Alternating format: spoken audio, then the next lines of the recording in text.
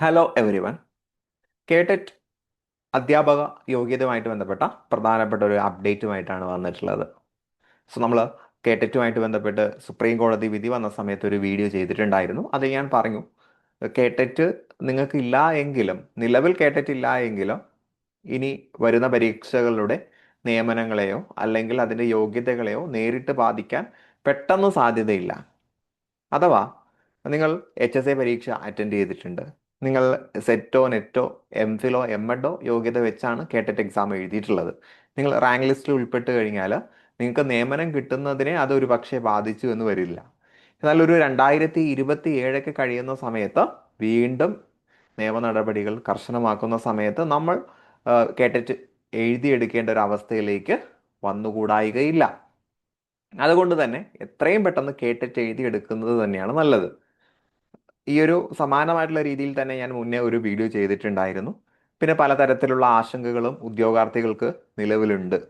എനിക്ക് കേട്ടിട്ടില്ല, സെറ്റ് അല്ലെങ്കിൽ നെറ്റാണുള്ളത്, കേട്ടിട്ട് എഴുതിയെടുത്തില്ലെങ്കിൽ റാങ്ക് ലിസ്റ്റിൽ ഉൾപ്പെടുമോ ഇല്ലയോ എന്നുള്ള ആശങ്ക. അങ്ങനെ ആശങ്ക നിങ്ങൾ പെടേണ്ട ആവശ്യമില്ല. നമുക്ക് കേരള PSC മുന്നോട്ട് വെച്ചിട്ടുള്ള ഒരു എലിജിബിലിറ്റി ആയിരുന്നു, കേട്ടിട്ട് ഇല്ലെങ്കിൽ സെറ്റ് ഇല്ലെങ്കിൽ, സെറ്റ് ഉണ്ടെങ്കിൽ എക്സാം എഴുതാം അല്ലെങ്കിൽ നെറ്റ് ഉണ്ടെങ്കിൽ എക്സാം എഴുതാം.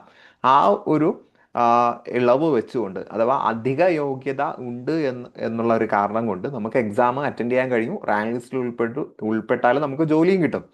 എന്നാൽ ജോലിയിൽ പ്രവേശിച്ചതിനു ശേഷം ഇനിയും നിയമ നടപടികൾ കർശനമായി കഴിഞ്ഞാൽ നമ്മൾ വീണ്ടും കേട്ടറ്റ് എഴുതിയെടുക്കേണ്ടി വരും.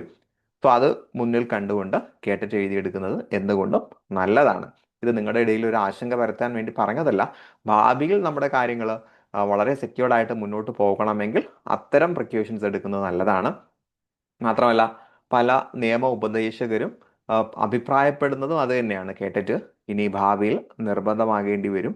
ആ സമയത്ത് നമ്മൾ ധൃതി പിടിച്ച് എഴുതിയെടുക്കാൻ നിൽക്കാതെ ഇപ്പോൾ തന്നെ അതൊക്കെ ക്വാളിഫൈ ചെയ്ത് വളരെയധികം സെക്യൂർഡ് ആയിട്ടിരിക്കുക.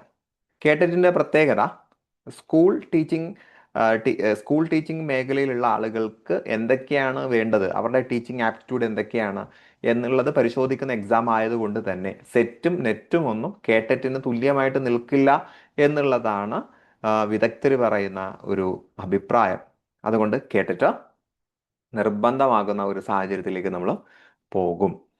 ഇനി കേരള സർക്കാരിൻ്റെ ഭാഗത്തു നിന്നുള്ള ചില ആനുകൂല്യങ്ങളും മറ്റു കാര്യങ്ങളൊക്കെ ചർച്ചയിലുണ്ട്.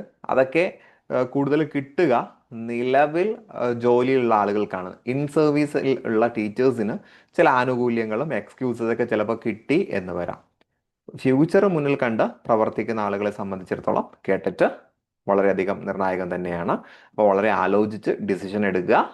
സോ പുതിയൊരു ഇൻഫോർമേഷനുമായിട്ട് നമുക്ക് പുതിയ ഒരു വീഡിയോയിൽ കാണാം. അതുവരേക്കും wish you good luck and good bye.